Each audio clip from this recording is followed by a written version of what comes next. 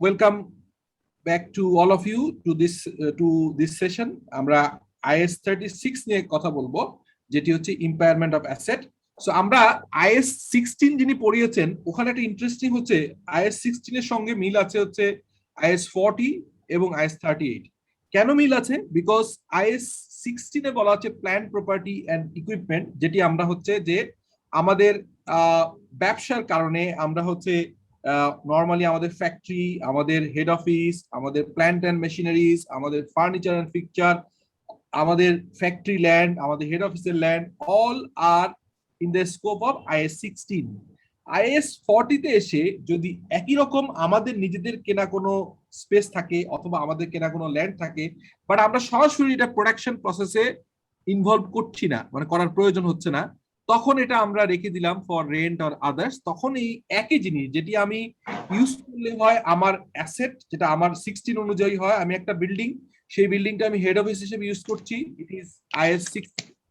But এটা যদি আমি আরেকটা পাশের বিল্ডিং কিনে রেখেছি যে ভবিষ্যতে আমার অফিস এক্সপানশন হবে, বাট আপাতত ওটি ইউজ হচ্ছে না, কিন্তু ওটা ভাড়া দিয়ে দিচ্ছেন, তখনই সেই সিমিলার অ্যাসেট পাশাপাশি লোকেশন, বাট যেহেতু আপনি বিজনেসের কাজে ইউজ না করে রেন্ট দিচ্ছেন, তখন সেটা স্কোপে চলে যায় IS 40। আচ্ছা, আর IS 38 হচ্ছে মূলত ইনটেনজিবল অ্যাসেট। আমরা অনেক সময় রিসার্চ এন্ড ডেভেলপমেন্ট প্রোডাক্ট করে আমরা আমাদের বিভিন্ন প্রোডাক্ট তৈরি হয়, আমাদের অ্যাসেট তৈরি হয়, যেমন সফটওয়্যার, হ্যাঁ, বিভিন্ন ধরনের ইনটেনজিবল অ্যাসেট তৈরি হয়, গুডউইল হইতে পারে, মানে আমরা যখন একটা কোম্পানি কিনি আর সেই কোম্পানির আপনার গুডউইলটাকে কনসিডার করতে হয়। ইন্টারনালি জেনারেটেড ইনটেনজিবল অ্যাসেট হয়, লাইক আমরা অনেক সময় একটা সফটওয়্যার বানিয়েছি অথবা আমাদের একটা সিস্টেম, একটা ওয়েবসাইট বানিয়েছি যেটি আমাদের বিজনেসের মেইন হিসেবে কাজ করে। এখন দেখেন ই কমার্সের তাদের ওয়েবসাইট গুলো ইজ ভেরি কস্টলি এবং এটাই অন্যতম ইম্পর্টেন্ট তাদের জন্য, বিকজ এই ওয়েবসাইট বেস করে তারা হচ্ছে ব্যবসা করে। এটা হচ্ছে IS 38। সো আমি কেন IS 36 এর ডিসকাশনে এসে আবার আপনাদের পড়ানো একটা জিনিস, যিনি একজন রিনাউন্ড চার্টার অ্যাকাউন্টেন্ট পড়িয়েছেন, FCA পড়িয়েছেন আপনাদেরকে, সেটি হচ্ছে IS 16, সেখানে আবার একটু রিক্যাপ করলাম কেন, বিকজ এই যে যখন আমি ইম্পেয়ারমেন্ট অফ অ্যাসেট বলবো, তখন খুবই রিলেভেন্ট হয়ে যায়, এটা পার্টিনেন্ট হয়ে যায় IS 16 সম্পর্কে একটু জানা, IS 38 সম্পর্কে একটু জানা, IS 40 জানা। সো এই জন্য আমি একটু রিক্যাপ করলাম, সো আপনারা বুঝতে পারলেন।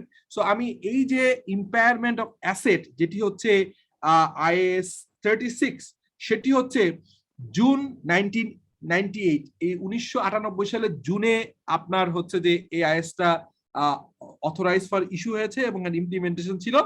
বাই দিস টাইম আপনারা আমাকে একটা ইন্টারেস্টিং তথ্য বলেন তো, কেউ বলতে পারেন কিনা, বা কেউ জানলে আমি তার জন্য স্পেশালি দোয়া করব। সেটি হচ্ছে এই যে 1998 আর 2001 পরপর দুইটা ডেট দেয়া, এর ভিতরে অ্যাকাউন্টিং এবং IFRS IS এর একটা বড় বৈপ্লবিক পরিবর্তন আসছিল। সেই পরিবর্তনটা কি কেউ বলতে পারবেন? এই যে আমি দুইটা ডেট পরপর লিখেছি না, জুন 1998 এন্ড এপ্রিল 2001, এই দুটো ডেটের ভিতরে একটা অত্যন্ত ইম্পর্টেন্ট ঘটনা ঘটে গেছিল। ঘটনাটা কি কাইন্ডলি কেউ বলবেন? এনিওয়ান? IFRS চলে আসছিল স্যার। হ্যাঁ, IFRS চলে আসছিল। কে বলেন? রনি হালদার? জি স্যার। আচ্ছা, আপনি অনেকটাই কাছাকাছি গিয়েছেন, বাট আরেকটু স্পেসিফিক বললে বলা লাগতো যে এখানে আমার একটা স্পেসিফিক ভিডিও আছে, সেটা হচ্ছে IASB এবং IASC। সেটি হচ্ছে আপনার এই যে IASB দেখলেন, এই যে আপনার যতগুলো IS, এটা তৈরি করেছিল হচ্ছে under the পারভিউ of IASC, international accounting standard committee. So এইটা হচ্ছে 1973 সাল থেকে মার্চ 2001 পর্যন্ত IASC, international accounting standard committee valid ছিল। এপ্রিল মাসে এসে প্রথমবার IASC এর বদলে নতুন একটা রেগুলেটেড আসলো, সেটা হচ্ছে IASB।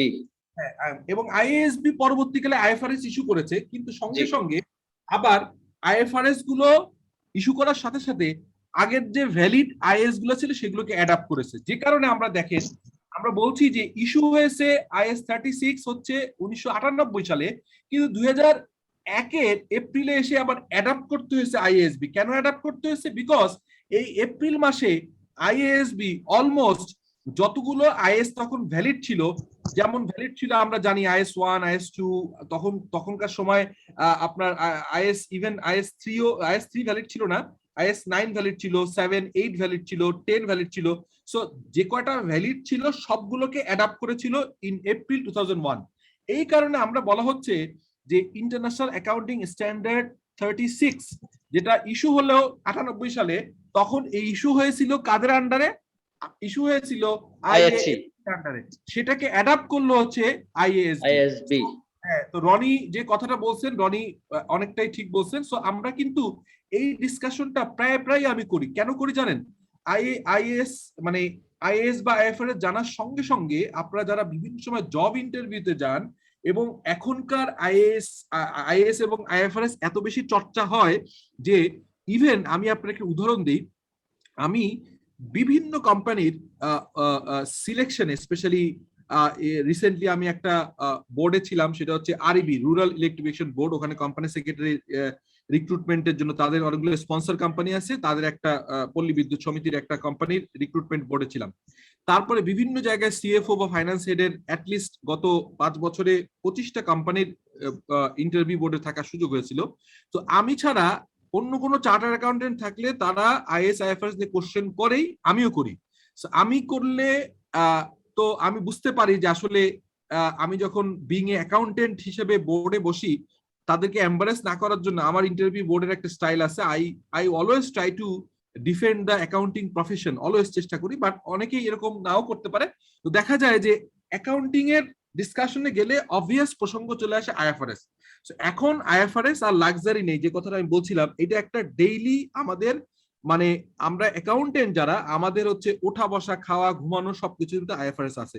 সো এই জন্য এই জিনিসগুলো ইন্টারেস্টিং হয়ে যায়, আমাদের চট করে মাথায় অ্যান্সার দিতে হয় যে 2001 সালে এসে আইএসসি আইএসবি হয়ে গেছে, তখন আর নতুন করে আর আইএস ইস্যু হবে না, 41 পর্যন্ত ইস্যু হয়ে গেছিল, ওইটাকে ক্লোজ করা হলো, ক্লোজ করে নতুন করে আইএফআরএস ইস্যু করা হলো। এরপরে 2001 থেকে আজকে 2021, এর ভিতরে অলমোস্ট 17টা আইএফআরএস চলে আসছে। আর আগে যেটা 41টা আইএস ছিল, সেই 41টা আইএস এর ভিতরে এখন মাত্র ভ্যালিড আছে হচ্ছে 24টা। আমরা একটা ভিডিওতে বলেছিলাম 24টা মাত্র ভ্যালিড আছে। সো এই তথ্যগুলো কিন্তু মাঝে মাঝে আমি আপনাদেরকে যখন over the period, not only is, আমি এই কোর্সে যারা ভর্তি হয়েছেন, আমি আপনাদেরকে এটা অ্যাসিওর করি, সেটা হচ্ছে আপনারা তো এখন অবভিয়াসলি পে করে ভর্তি হয়েছেন, আপনারা একটা কোর্স কারিকুলামের আন্ডারে ভর্তি হয়েছেন, আপনারা পাস করলে আমরা একটা বাংলাদেশ গভর্নমেন্টের গেজেটের মাধ্যমে রেজাল্ট পাবলিশ হবে, আমাদের ডাইরেক্টরিতে নাম থাকবে, আপনারা ইউ ক্যান রাইট যে সিএফও কোর্স কোয়ালিফাই করছেন। This is a course, not a degree, professional degree না, বাট প্রফেশনাল কোর্স, সবই থাকবে। এটা আস্তে আস্তে অনেক বাড়বে, কিন্তু আমি এইটার বাইরে এটাকে আমি খুব একটা ভ্যালু দেই না। আমি ভ্যালু দেই হচ্ছে, আমি যেহেতু অ্যাকাউন্টিং প্রফেশনকে মানে সার্ভ করতে চেষ্টা করি, এই কারণে আমি বিভিন্ন জায়গায়, ধরেন এখন প্রায় 13টা ইনস্টিটিউশনে আমি বিভিন্নভাবে এঙ্গেজড আছি, as a teacher, as a lecturer. তো সব জায়গায় অবভিয়াসলি ম্যাক্সিমাম কোর্সগুলি অ্যাকাউন্টিং আইএস আইএফআরএস হয়। সো আমি চেষ্টা করি এগুলো আপনাদেরকে টাইম টু টাইম আপডেট করা। তো আপনারা এই কোর্স করতে করতে দেখা যাবে আপনাদের যখনই আমি কোনো আইএফআরএস কোর্সে নিব, দেখবেন আপনাদেরকে ওপেন একটা ইনভাইটেশন দিয়ে রাখবো, আমি লুইনকে বা অন্যদেরকে ইনস্ট্রাকশন দিয়ে রাখছি। এই কারণে দিয়ে রাখছি, এই জিনিসগুলো কিন্তু একটা ক্লাসে এক সেশনে শেষ করলে শেষ হবে না, অনেক ছোটখাটো জিনিস থাকবে। যেমন আমি আপনাদের জন্য একদম নতুন একটা আমার ইউটিউব চ্যানেলে একটা নতুন সেগমেন্ট খুলছি, যে আইএফআরএস ইন 5 মিনিটস। এর ভিতরে আইএফআরএস এর ছোট ছোট প্রবলেম গুলো বানানো শুরু করছে। এই যেমন ধরেন আমি গত 2 দিন ধরে কাজ করতেছি, গোয়িং কনসার্ন যেটা আছে, গোয়িং কনসার্নের অডিটের অ্যাপ্লিকেশন কি হয়, এবং গোয়িং কনসার্নের আইএফআরএস আইএস এর অ্যাকাউন্টেন্টদের দৃষ্টিতে কি হয়, সঙ্গে সঙ্গে আবার কি অডিটের দৃষ্টিতে কি হয়। এই জিনিসটা যখন সলভ করে আপনাদের সামনে আনবো, আপনাদের এক্সামের জন্য হেল্প হবে, আপনার রিয়েল লাইফে হেল্প করবেন। আপনার অডিট করতে গেলে যখন এই জিনিসগুলো কিন্তু অডিট করতে গেলে একটা বড় পার্ট থাকে একটা অর্গানাইজেশনের গোয়িং কনসার্ন আছে কি নাই এই কোশ্চেনটা করা, এবং যদি আল্লাহ না করুক যদি গোয়িং কনসার্নে কোশ্চেন থাকে তাহলে কিরকম রিপোর্টিং হবে, এই জিনিসগুলো নিয়ে কাজ করছি। সো আমি কুইকলি এই জন্য এই জিনিসটা বলে রাখলাম। এনিওয়ে আজকে যেহেতু আর বেশি এই বিষয়ে কথা বলবো না, এরপরে 2004 সালে is 36 A impairment of asset revise হয়, 2008 সালে আরেকবার অ্যামেন্ডেড হয়। এই অ্যামেন্ডমেন্ট গুলোর কারণ আছে, এটি একটু বলে রাখি।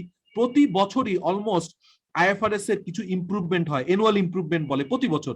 তো প্রতি বছরই একটু একটু চেঞ্জ হয়। সো এটা 4-এর পরে 8-এ এসে হয়েছে, 9 হয়েছে, 13 হয়েছে, কারণ সব বছর সব ইমপ্রুভমেন্ট কিন্তু হয় না। আমি আপনাদেরকে বলি প্রতি বছর আইএএসবি, যেটা হচ্ছে আইএফআরএস ফাউন্ডেশনের একটা আন্ডারে বডি, যারা এই আইএস গুলো নিয়ে ইমপ্রুভমেন্টের কাজ করে, কিন্তু নট নেসেসারিলি যে এই যে 24টা আইএস এবং 17টা আইএফআরএস বা 16টা আইএফআরএস ভ্যালিড, সেই 16টা এবং হচ্ছে 24টা 40টার প্রতি বছর যে চেঞ্জ হবে নট নেসেসারিলি। দেখা যায় এবছর হয়তো একে কিছু চেঞ্জ আসছে আইএস 1-এ, পরের বছর হয়তো আইএফআরএস 3-তে চেঞ্জ আসছে। সো এরকম ভাবে হয়। সো এখানে 8-এ চেঞ্জ আসছে অ্যানুয়াল ইমপ্রুভমেন্টের কারণে, কারণ অন্য অন্য আইএফআরএস গুলোর সাথে যেহেতু এটার মিল আছে, অন্য আইএফআরএস বা অন্য আইএস এ কোনো স্মল চেঞ্জের কারণেও কিন্তু এই আইএফআরএসটা স্মল চেঞ্জ হয়, বাট বেসিক স্ট্রাকচার কখনো চেঞ্জ হয় না। এরপরে 2009 হয়েছে, 13 হয়েছে, 14-তে একটু হয়েছিল, তারপরে এসে আরেকটা বড় চেঞ্জ বা ইফেক্ট পড়ছে এই কোভিড এর কারণে। আমি আপনাদেরকে বলি যে কোভিড এর কারণে যেসব আইএস বা আইএফআরএস গুলো সবচেয়ে বেশি এফেক্টেড হয়েছে, তার ভিতরে এই আইএসটা ইজ ইম্পর্টেন্ট। সেজন্য আমি বলেছি the 2020 and 21 edition of the publication has been updated and to address the current financial reporting needs, including the special consideration COVID-19 এর কারণে ব্যবসা বাণিজ্যর যেমন পৃথিবীর ব্যাপী ব্যবসা বাণিজ্যের আপস এন্ড ডাউনস হয়েছে। আমরা দেখতে পাচ্ছি যে অনলাইন ভিত্তিক ব্যবসাগুলো অনেক বুম হয়েছে। আজকে জুম যে প্ল্যাটফর্মে আমি ক্লাস নিচ্ছি, তাদের ইপিএস গ্রোথ হয়েছে 1000%। আবার দেখা যাচ্ছে যে এভিয়েশন ইন্ডাস্ট্রি, যারা এয়ার ব্যবসা করে, যারা হচ্ছে ফ্লাইটে ব্যবসা করে, যারা হচ্ছে যে ট্যুরিজম নিয়ে ব্যবসা করে, এই সব ইন্ডাস্ট্রিগুলো অনেকটাই ধসে গেছে। আবার Pharma industry is doing like anything. আজকে হেলথ কেয়ার ইন্ডাস্ট্রি, হসপিটালাইজেশন ব্যবসাটা ভালো হয়েছে। সো আমরা কিন্তু আইএফআরএস আইএস কিন্তু প্র্যাকটিক্যাবিলিটির বাইরে না, এই কারণে কিন্তু এই জিনিসগুলো অটোমেটিকলি অ্যাড্রেস হয়। ইকোনমির পিকচার, বাংলাদেশের সারা পৃথিবীর যে ইকোনমিক কন্ডিশন চেঞ্জ হয়, এর রিফ্লেকশনটা আমরা অ্যাকাউন্টিং দেখতে পাই। যেহেতু অ্যাকাউন্টিং হচ্ছে বিজনেসের ভাষা, অ্যাকাউন্টিং এর মাধ্যমে বিজনেসের রিপোর্ট বা বিজনেসের পারফরমেন্স শো হয়। সো যেহেতু আইএফআরএস এবং আইএস হচ্ছে অ্যাকাউন্টিং এর অ্যালফাবেট, সো অ্যালফাবেট তো চেঞ্জ আসবেই। সো এই জিনিসগুলো একটু আমি আবারও রিফ্রেশ করলাম অনেকদিন পরে।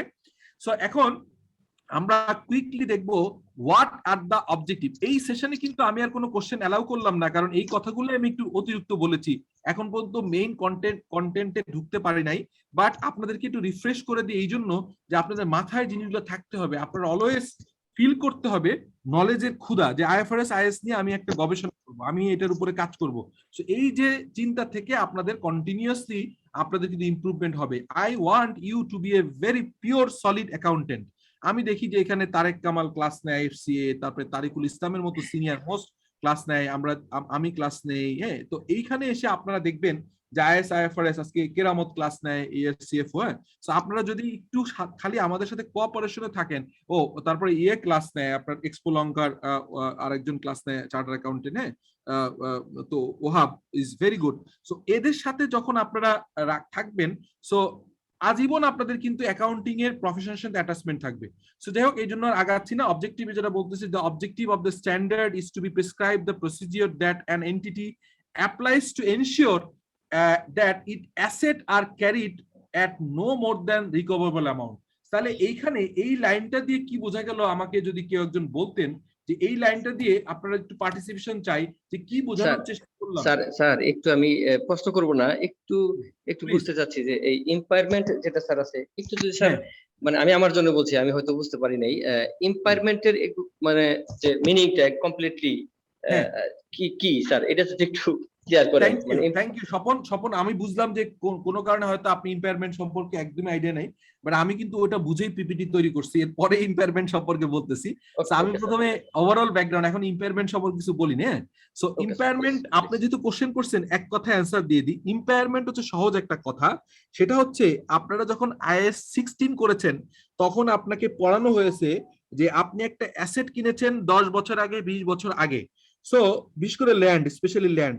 সো সেই ল্যান্ড গুলো দেখা যায় যে 10 বছর পরে নিশ্চয়ই হিস্ট্রিক্যাল কস্টে আজকে তেজগাঁ ইন্ডাস্ট্রিয়াল এরিয়ায় যদি 20 বছর আগে কেউ জায়গা কিনে থাকে 5 কাঠা জায়গা তেজগাঁ ইন্ডাস্ট্রিয়াল এরিয়ায়, তখন যদি পার কাঠা জায়গার দাম যদি থাকে 50 লাখ টাকা, আজকে সেটা 3 কোটি টাকা। সো আমরা হিস্ট্রিক্যাল কস্টে যখন বুকস অফ অ্যাকাউন্টসে ওই ল্যান্ডটা 50 লাখ দেখাবো, এটা ঠিক হবে না। সেই কারণে IAS 16-এ দুইটা মেথড আছে, একটাকে বলা হচ্ছে কস্ট মেথড, আরেকটা বলা হয় রিভ্যালুয়েশন মেথড। এবং revaluation method is more pertinent, more relevant. So cost method থেকে অনেক কোম্পানি রিভ্যালুয়েশন মেথডে আসে এবং অ্যাসেট গুলোকে কারেন্ট ভ্যালুতে আনে। তাহলে অ্যাসেটের রেকর্ডিং এ যে ভ্যালু আছে তার থেকে বেশি দেখানোর প্রয়োজন হলে বা অ্যাসেটের অ্যাপ্রিসিয়েশন, ভ্যালু অ্যাপ্রিসিয়েশন হলে আমরা যে মেথড ফলো করি সেটাকে রিভ্যালুয়েশন বলে, সেটার ট্রিটমেন্ট থাকে IAS 16-এ। এবার উল্টা তো হইতে পারে। উল্টা কি কথা? আমি একটা অ্যাসেট কিনেছি, ধরেন সেই অ্যাসেটটা আজকে আমি মনে করেন যে ওয়ারিতে আমার হেড অফিস কিনে রেখেছি, ওয়ারিতে আমি একটা বিল্ডিং কিনে রেখেছি। সো ঢাকা শহর শিফট করে এখন আর ওয়ারি বা মতিঝিলের থেকে গুলশান এরিয়ার ভ্যালু বেড়ে গেছে এবং অনেক ক্ষেত্রে জায়গার দামও ওয়ারিতে কমে গেছে। তো আমি এখন যে বিল্ডিং এর ভ্যালু দেখাচ্ছি, এই যে অ্যাসেট, এইটা আসলে অ্যাসেটটার ভ্যালু কিন্তু কমতে পারে। সো ওই সময় ভ্যালু যে কমতে পারে সেইটার জাজমেন্টটা করা হয় হচ্ছে ইম্পায়ারমেন্ট টেস্টের মাধ্যমে। সো এখানে দুইটা টার্ম আছে, একটা ইম্পায়ারমেন্ট ইন্ডিকেটর আর একটা ইম্পায়ারমেন্ট টেস্ট।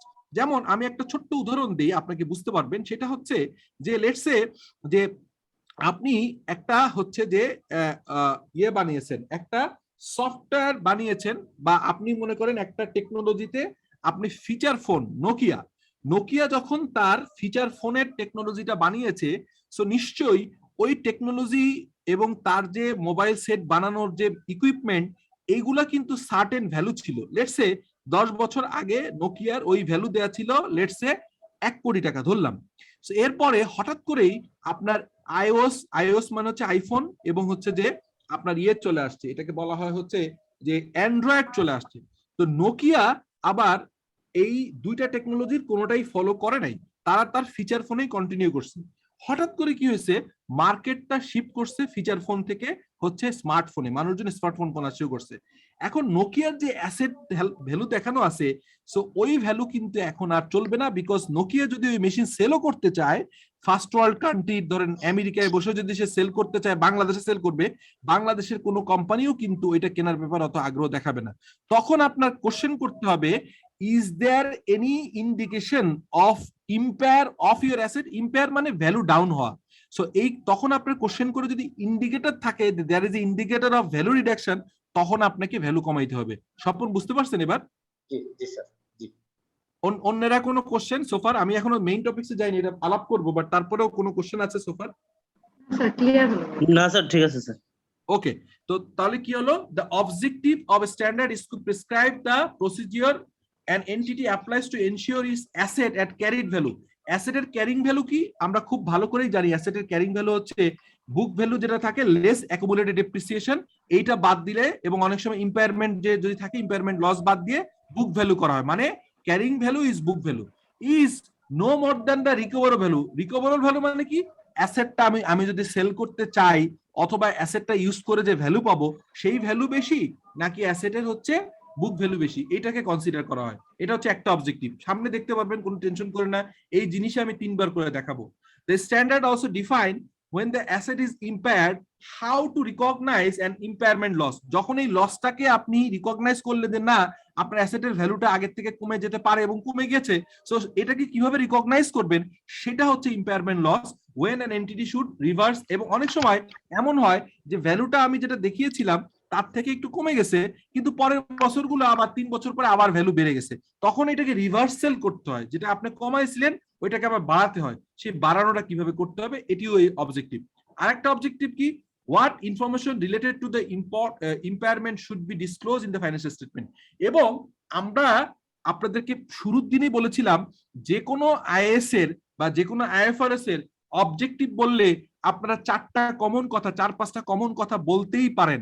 সেই কথাগুলো কি কেউ একজন বলতে পারবেন? কি বলছিলাম বলেন তো একটু। Sir recognition, measurement, presentation and disclosure. Fantastic. কে বললেন, স্বপন নাকি কে বললেন? জি Swapan sir. Thank you Swapan, thank you so much, you are absolutely right. So দেখেন এখানে আমি যে অবজেক্টিভ ডিসকাশন করলাম আলটিমেটলি তাই আসছে। প্রথমটা বলছি হচ্ছে আপনার হচ্ছে যে কি হবে রিকগনিশন, তারপরে মেজারমেন্ট নিয়ে কথা বলছি, রিকগনাইজ মেজারমেন্ট, এবং পরবর্তীকালে কিন্তু আপনার প্রেজেন্টেশন এবং ডিসক্লোজার নিয়ে কথা বলছি। যে কথাই এখানে বলছি না কেন ঘুরে ফিরে দেখেন তাই আছে, এই যে how to recognise impairment loss মানে রিকগনিশন, তারপরে কি বলছি what information related to the should be disclosure in the financial statement disclosure. So ultimately ওইটাই হচ্ছে common formula for each and every IFRS. কোথাও কোথাও অবশ্য রিকগনিশন কম আছে, ডিসক্লোজার বেশি, অনেক জায়গায় ডিসক্লোজার কম রিকগনিশন বেশি, বাট কমনলি এটাই থাকে। সো আমি এটা অনেক বেশি সময় নিয়ে ফেলছি, এবার আপনাদেরকে ক্লিয়ার করি। স্বপন বা অন্যরা যেটা দেখছিলেন সেটি হচ্ছে যে স্কোপটা। এখন IAS 36 এটা কিন্তু সরাসরি আমার বই থেকে নেয়া, ফলে সুবিধা হবে আপনারা যারা বইটা আমার আছে আপনারা কিন্তু এই পিপিটির সঙ্গে বই হুবহু মিল রেখে আমি তৈরি করেছি, সো দ্যাট আপনারা কিন্তু বুঝতে কোনো অসুবিধা না হয়। তাহলে এখানে কি কি রাখলাম আমরা, ইম্পায়ারমেন্ট অফ অ্যাসেটের ভিতরে কোনটা কোনটা এর আওতায় পড়বে, কোনটা কোনটা পড়বে না। একটু শব্দ আসছে, আমার মনে হয় যে আনমিউট করে মিউট করে দেন একটু স্বপন। হ্যাঁ, থ্যাংক ইউ। সো যেটা বলছিলাম, সরি, সেটা হচ্ছে যে আমরা এখানে দেখেন কি কি থাকবে কি কি থাকবে না। আগে কি কি থাকবে এটা বলে নিই, তাহলে সুবিধা হবে। সো এই ইম্পায়ারমেন্ট অফ অ্যাসেট, এই যে IAS 36 এর স্কোপ বা এরিয়া হচ্ছে ল্যান্ড, বিল্ডিং, মেশিনারিজ, এটা হচ্ছে IAS 16, আমি শুরুতেই বলছিলাম। তারপর কি বলছিলাম, ইনভেস্টমেন্ট এট কস্ট, এটা হচ্ছে ইনভেস্টমেন্ট যে কস্টিং এ আপনার 30 এই IAS 40 তে আপনি অ্যাসেট দেখাচ্ছেন সেটা। তারপর কি ইনটেনজিবল অ্যাসেট 38, অলরেডি আমি ডিসকাস করেছি। এই 38 এর আন্ডারে গুডউইল আছে, তারপর আর কি আছে, সাবসিডিয়ারিজ, অ্যাসোসিয়েট, জয়েন্ট ভেঞ্চার। আপনি যদি একটা জয়েন্ট ভেঞ্চার অ্যাসোসিয়েটে ইনভেস্টমেন্ট করেন সেটা যদি ভ্যালু কমে যায় তাহলে এখানে আসবে। আর কি আসবে, অ্যাসেট অ্যাট রিভ্যালুড অ্যামাউন্ট। অনেক সময় আমরা IAS 16 এ কস্টের বাইরে এসে আমরা কিন্তু রিভ্যালুড মডেলে অ্যাসেট দেখাই, সেটাও এর আওতায় থাকবে।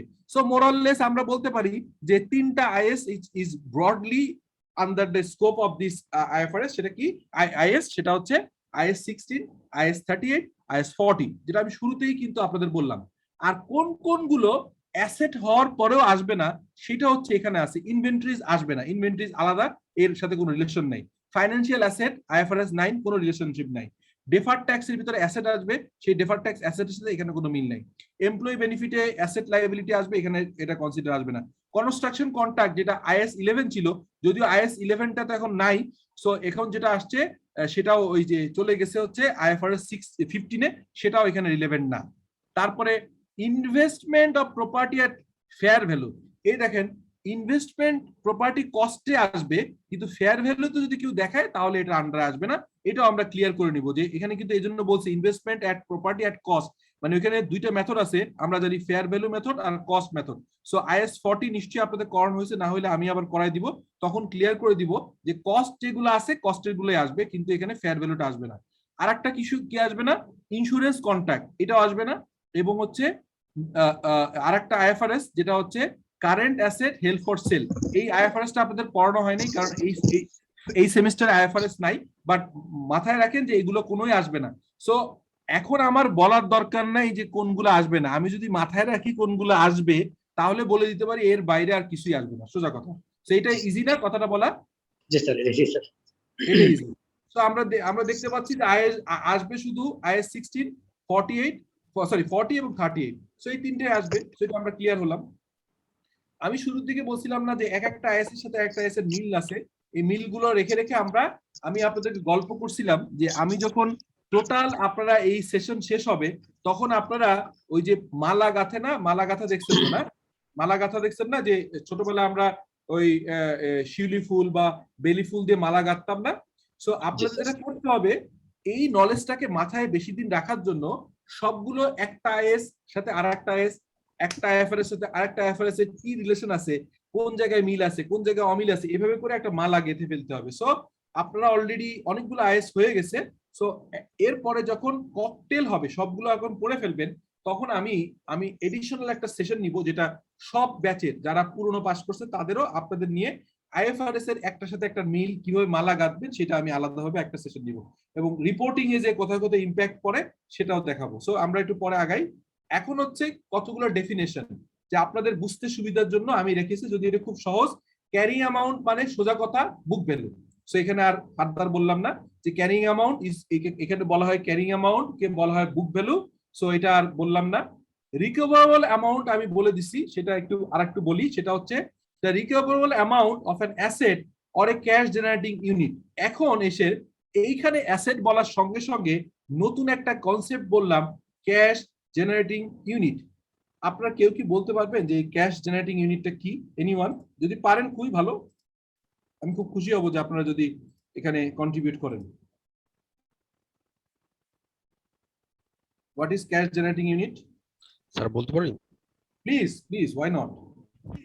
স্যার একটা এক্সাম্পল দিয়ে দিই। আমরা যখন কোনো ট্রেনিং এর জন্য কোনো হল রুম ভাড়া নেই, সেই হল রুমের মধ্যে চেয়ার টেবিল বা ফার্নিচার কিংবা মানে ওগুলো সহ ভাড়া নেই, এই প্রজেক্টর মেশিন সহ ভাড়া নেই, ইন্ডিভিজুয়াল নেই না, এই পুরোটা কি মিলে বলা হয় cash generate unit. Sir perfect, একদম পারফেক্ট, ফ্যান্টাস্টিক। আমি আরেকটু সবাইকে বুঝাই দিই। ওনার Thank you, sir. উদাহরণটা চমৎকার উদাহরণ। ওনারটা কে বললেন কথাটা? শরীফ রাসেল সিদ্দিক। ও আচ্ছা আচ্ছা। আপনি কি যে প্রফেশনাল অ্যাকাউন্টেন্সি কোথাও পড়েন, ধরেন আইসিএমএ বা সিএ তে পড়েন নাকি না? স্যার অনেক আগে সিএসসি ছিল স্যার, করেছিলাম স্যার Right. So, 2011 আলহামদুলিল্লাহ, এটা খুব সিরিয়াসলি কোর্সটা কন্টিনিউ করেন, আপনার নলেজ বেশ ভালো। তো যেটা বলছিলাম Thank you, সেটা হচ্ছে যে, থ্যাংক ইউ। সো যেটা বলছিলাম, উনি যে উদাহরণটা দিল আমি আর একটু বুঝাই দিই। ধরেন আমরা খেয়াল করে দেখেন, একটা হোটেল রুম যখন ভাড়া নেই, একটা হোটেল রুমে উদাহরণ দিই, একটা হোটেল রুমে একটা খাট থাকে, সেইখানে একটা কভার থাকে আপনার জিনিসপত্র রাখার জন্য, এয়ার কন্ডিশন সিস্টেম থাকে, তারপর টেবিল থাকে। হ্যাঁ, এখন ধরেন যদি একটা খাট রাস্তায় ফেলানো থাকতো আর আপনাকে বলা হয়তো এটা ভাড়া দেওয়া হবে, কেউ কি ভাড়া নিত? বলেন। না স্যার। নিশ্চয়ই নিত না। সো আলটিমেটলি নিত না।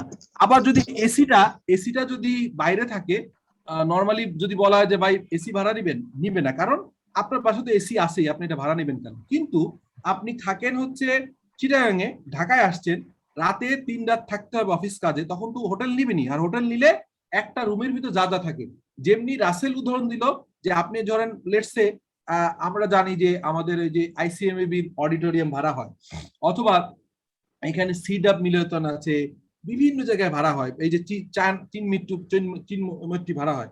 এখন চিনমট্টি ভাড়া নেওয়ার সময় আপনাকে যদি বলতো ভাই আমি রুমটা ভাড়া দিব কিন্তু কোনো চেয়ার টেবিল দিব না অথবা কিছু দিব না, তাহলে কিন্তু আপনি নিতে চাইতেন না। সো তারা যখন ভাড়া দেয় তখন কিন্তু সব একসাথে দেয়। সো একটা অ্যাসেট ইন্ডিভিজুয়ালি রেভিনিউ জেনারেট করতে পারে না, যখন কতগুলো অ্যাসেট একসাথে কয়েকটা ছোট অ্যাসেট রেভিনিউ জেনারেট করার ক্ষমতা, সেইটাকে বলে ক্যাশ জেনারেটিং ইউনিট। আর একটা উদাহরণ দিই, লেটসে আপনারা যে কলম তৈরি করার একটা ফ্যাক্টরি, লেটসে ম্যাটাডোর। তো ওখানে ম্যাটাডোরের চিরুনিও তৈরি করে, কলমও তৈরি করে, আরো প্রোডাক্ট আছে। আমি কলমের কথা বলছি। এখন কলম তৈরি করার জন্য একটা মেশিন হচ্ছে ওই কলমের হচ্ছে প্লাস্টিক পার্ট তৈরি করে, আর একটা মেশিন তৈরি করে হচ্ছে ক্যাপ, আর একটা মেশিন তৈরি করে হচ্ছে ওই কালিটা তৈরি করে ইনজেক্ট করে দেয় ওর ভিতরে। এখন এই 3টা মেশিন আলাদা আলাদা ভাবে যদি কেউ বলে যে ভাই এর থেকে রেভিনিউ কত আসবে বের করেন, সে বের করতে পারবে না, কারণ 3টা মেশিন স্ট্যান্ড অ্যালোন কেউই কোনো রেভিনিউ জেনারেট করতে পারবে না। এই 3টা মেশিন যখন একসাথে কাজ করবে তখন একটা রেভিনিউ আসবে, ফিউচার এখান থেকে কলম তৈরি হবে, সেটা ব্যবসা করে আমরা লাভ করব, টাকা আসবে। সো এই কারণে এই ছোট ছোট অ্যাসেট গুলোকে, বা ছোট আর বড় হোক, স্ট্যান্ড অ্যালোন কয়েকটা অ্যাসেট যখন ইন্ডিভিজুয়ালি মানে ভাড়া নিতে পারে না, মানে এখান থেকে কোনো রেভিনিউ জেনারেট করতে পারে না, যখন সবগুলো একসাথে করতে হয়, সেই ইউনিটটাকে বলে ক্যাশ জেনারেটিং ইউনিট। একদম ক্লিয়ার ভাই সবাই? জি স্যার, জি স্যার। এটা কিন্তু আপনাদের ধরেন আপনার বিভিন্ন জায়গায় একটা সিম্পল, আমি অন্তত 5টা বোর্ডে এই কোশ্চেনটা শুনতে দেখছি, বা ছোট ছোট আপনাদের যে পরীক্ষাগুলোয় ইভেন আমি যে professional exam CA ICMS charter secretary question accounting এ আমি এই টার্মটা দেখেছি। সো এগুলো হচ্ছে যে একবার শিখে ফেলবেন, সব জায়গায় কাজে লাগবে। সো ক্যাশ জেনারেটিং ইউনিট, তাহলে কি বললাম যে রিকভারেবল অ্যামাউন্ট হচ্ছে the recoverable amount of an asset or a cash generating unit is higher than the fair value less cost of disposal of its value in use. তারে এইটা বলার জন্য আমি আসলে এখানে আর কোনো সংজ্ঞা না পড়ে একটা জিনিস দেখালে ইজি হবে, এই জন্য আর বেশি সংজ্ঞা পড়া না পড়ে সরাসরি চলে যাই এক্সাম্পলটা, তারপরে আবার এখানে প্রয়োজনে ব্যাক করবো, আপনাদের সুবিধা হবে। এই যে এইখানে দেখেন আমি একটা গাড়ি, হ্যাঁ ছোট্ট একটা উদাহরণ দিয়েছি, এটা একটা গাড়ি। সো এই গাড়িটাকে আমি একটা অ্যাসেট বলতে পারি, আবার একটা গাড়িকে ক্যাশ জেনারেটিং ইউনিট হিসেবে বলতে পারি, কারণ এখানে চাকা আছে, হ্যাঁ ইন্ডিভিজুয়ালি একটা অ্যাসেট, আবার এখানে চাকা আছে, তারপর ইঞ্জিন আছে, এগুলো তো আলাদাভাবে কোনো রেভিনিউ জেনারেট করে না। আপনি গাড়িটা ইউজ করে আপনার হচ্ছে যে আইদার আপনি ভাড়া দিয়ে ভাড়া পান, অথবা এটা ইউজ করে আপনার সেভিংস হয়। আপনার যে এই গাড়ি না ইউজ করলে যে আপনার কনভেন্স থাকতো, এই কনভেন্সটা আপনি সেভ করতে পারেন। So this is a asset for your company. এখন কোশ্চেন হচ্ছে, এই অ্যাসেটটা আপনি কিনেছেন হচ্ছে 5 বছর আগে। সো 5 বছর আগে এই অ্যাসেটটার দাম ছিল 10 লাখ টাকা। ওকে, সো 10 লাখ টাকা অ্যাসেট আপনি কি করেছেন, বলেছেন যে ভাই আমি এইটা হচ্ছে এটা 10 বছরের লাইফ টাইম, তো 10 বছরের লাইফ টাইম আমি, আর এর কোনো স্যালভেজ ভ্যালু নাই, সো এই 10 বছরের লাইফ টাইমে আমি এর ডেপ্রিসিয়েশন করব। সো 3 বছর হয়ে গেছে, 3 বছর হওয়ার পরে এই 10 লাখ টাকার গাড়িটা প্রথম বছর 1 লাখ টাকা ডেপ্রিসিয়েশন হয়েছে, দ্বিতীয় বছর 1 লাখ টাকা, তৃতীয় বছর 1 লাখ টাকা। তো টোটাল অ্যাকুমুলেটেড ডেপ্রিসিয়েশন কত ভাই এটার বলেন? 3 লাখ টাকা স্যার। 3 লাখ টাকা। তাহলে এটার বুক ভ্যালু কত? 7 লাখ। এই যে বুক ভ্যালুটাই হচ্ছে এখানে আপনার হচ্ছে, এই বুক ভ্যালুকেই বলা হচ্ছে কি ক্যারিং অ্যামাউন্ট। আচ্ছা, এবার এসে আপনাকে কেউ বললো যে ভাই এই গাড়িগুলো প্রচন্ড ফুয়েল খায়, এই গাড়িগুলো এখন আর এই গাড়িগুলো, এটা মনে করেন যে লেটস সে এটা চায়নার থেকে গাড়ি, ধরলাম তর্কের খাতিরে চায়না থেকে আমাদের গাড়ি আসে না, বাট ধরলাম যে এই গাড়িটা চায়নার থেকে আসছে, দেখতে সুন্দর, ঝামেলা হচ্ছে এখন অনেক হাইব্রিড গাড়ি বের হয়ে গেছে, এটা ফুয়েল এফিসিয়েন্সি না, এটা 1 কিলোমিটারে প্রায় 12 সরি আপনার হচ্ছে যে 1 লিটার তেলে মাত্র হচ্ছে 5-7 কিলোমিটার যায়, ইজ ভেরি আনইউজুয়াল, এন্ড হচ্ছে এটার হচ্ছে ফুয়েল কনজাম্পশন। এই কথাটা বলার সঙ্গে সঙ্গে আপনার মাথায় তখন কাজ করবে যে আমি তো এটাকে রাখবো কিনা চিন্তা করব, বা এটা তো আমার, এইটা কি দাম কি তাহলে কমে যাবে কিনা। এই যে কোশ্চেনটা আসলো, এইটার নাম একটু নোট নেন, এটাকে বলা হয় ইম্পেয়ারমেন্ট ইন্ডিকেটর। ইন্ডিকেশন আসলো, কেউ একজন আপনাকে এই তথ্যটা যখন জানতে পারলেন যে এই গাড়িটা সামনে আর চলবে না এবং এই গাড়িটা এনার্জি এফিসিয়েন্ট না, সঙ্গে সঙ্গে আপনার মাথায় একটা কোশ্চেন আসলো, এটার নাম হচ্ছে ইম্পেয়ারমেন্ট ইন্ডিকেশন। এই ইন্ডিকেশনকে এখন আপনি ইম্পেয়ারমেন্ট টেস্ট করে প্রমাণ করবেন যে whether you are right or wrong. So কিভাবে প্রমাণ করবেন? আমি বাম পাশে এটার হাত দিচ্ছি না, এবার ডান পাশে আসছি, এটার নাম দিয়েছি recoverable amount. So recoverable amount দুইটা মেথড আছে, একটাকে বলা হয় হচ্ছে যে এইটা আমি এখন মার্কেটে সেল করে কয় টাকা পেতে পারি। সো এটাকে আমরা কি বলি? Fair value less cost, fair value less cost of disposal. মানে কি, আপনি এটা সেল করতে গেলেন, ধরেন সেল করতে গিয়া আপনাকে পত্রিকায় অ্যাডভার্টাইজ দিতে হলো যে এরকম আরো 10, আপনার তো একটা গাড়ি না, হয়তো আপনার 10টা গাড়ি আছে, সো আপনি 10টা গাড়ির জন্য পত্রিকায় অ্যাডভার্টাইজমেন্ট দিলেন, এটার একটা খরচ আছে। তারপরে ব্রোকাররা এসে ধরলো যে স্যার আমাদের কিছু টাকা দেন, আমরা ওই ড্রাইভারের সাথে কথা বলে সেল করে দিব। সো ব্রোকারের 5,000 টাকা দিলেন। সো এই গাড়িটা বিক্রি করতে গিয়ে আপনি যখন মার্কেট ভ্যালু যাচাই করতে গেলেন, তখন দেখলেন যে এইটার ভ্যালু পাওয়া যাচ্ছে মাত্র হচ্ছে আপনার 6 লাখ টাকা, এবং আর এটা বিক্রি করতে যে আরো কিছু কস্ট হয়, আরো ধরেন 20,000 টাকা হয়, তাহলে পেয়ে গেলেন হচ্ছে 5,80,000 টাকা। 5,80,000। তাহলে বলেন যে ক্যারিং অ্যামাউন্ট বড় নাকি রিকভারেবল অ্যামাউন্ট বড়, এটা বলেন। ক্যারিং অ্যামাউন্ট বলো স্যার, ক্যারিং অ্যামাউন্ট। তাহলে এই যে 7 লাখ থেকে 5,80,000 কত হয়, বিয়োগ দিলে কত টাকা হয়? 20,000। 1,20,000। এই 1,20,000 কে বলা হবে হচ্ছে ইম্পায়ারমেন্ট লস। ঠিক আছে, এখন অ্যাকাউন্টিং এন্ট্রিটা কি হবে? এই যে ডেবিট হচ্ছে ইম্পায়ারমেন্ট লস, ডেবিট, আর ক্রেডিট হবে হচ্ছে অ্যাসেট, যেটা হচ্ছে অ্যাসেটটাকে ক্রেডিট হয়ে যাবে। ঠিক আছে, আপনি বিক্রি করেন নাই, কিন্তু বিক্রি করার আগেই আপনি যখন ইন্ডিকেশন পেয়ে গেলেন, আপনি ইম্পায়ারমেন্ট টেস্ট করলেন এবং ইম্পায়ারমেন্ট টেস্ট করে দেখলেন যে আপনার অ্যাসেটটা ইম্পায়ারমেন্ট হয়েছে।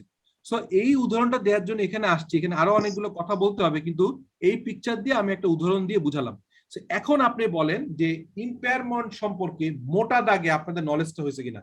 তারপর তো আরো অনেক কিছু থাকবে, একটা এত বড় আইএস। ঠিক আছে স্যার? জি স্যার, জি স্যার।